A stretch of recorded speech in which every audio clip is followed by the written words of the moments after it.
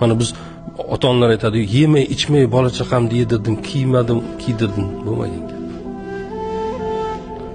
Biz bola chaqamizni ham Alloh rizqlantiradi. Biz o'zimizni rizqimizdan kesib ularga bermaymiz.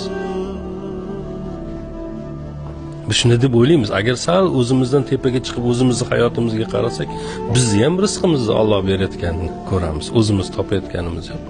Biz faqat harakatlarni qilyapmiz, sabablarini qilyapmiz. Alloh beryapti. Bizni ham rizqimizni, bolamizni rizq, har bir tirik jonni rizqi.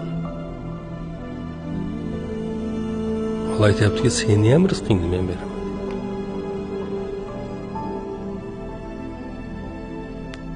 Hech bir masalada dardga tushma deyapti. Dardlanma deyapti. Siqilma bu masalada. Yagona darding meni rozi qilish bo'lsin deyapti.